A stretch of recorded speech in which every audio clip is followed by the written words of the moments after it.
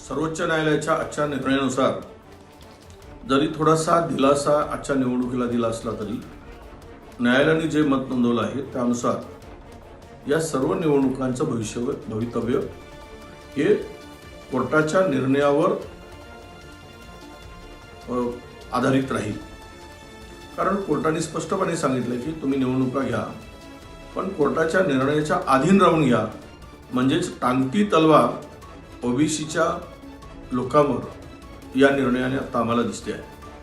हे सरकार ओबीसी म्हणून आरक्षण 27% दिलं म्हणून पाठ थोपटत होतं।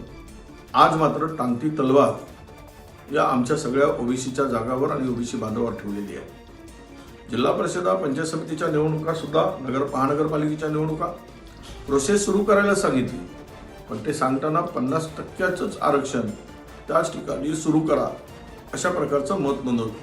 म्हणजे याचाच अर्थ असा की महाराष्ट्रातील 34 जिल्हा परिषदापैकी 12च जिल्हा परिषदेच्या निवडणुका होऊ शकतील किंवा त्याचे प्रोसेस सुरू होऊ शकतील। कारण इतर जिल्हा परिषदामध्ये ते आरक्षण 50%च्या वर गेलेलं आहे। म्हणजे सगळा गोड बंगाल या सरकारच्या चुकीच्या निर्णयामुळे, चुकीच्या धोरणामुळे आणि न्यायालयाच्या चुकीच्या इंटरप्रिटेशनमुळे मला वाटतं हे सगळं जे काही चाललंय ते ओबीसीला मूर्ख बनवण्याचा गोरखधंदा हे सरकार करत आहे।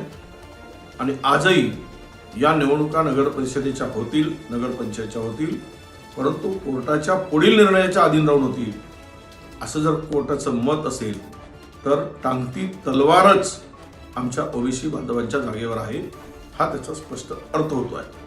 आणि पुढील निवडणुका 50%च्या मर्यादेच्या आत राहून घ्यायच्या असतील तर प्रचंड ओबीसीचं नुकसान होईल।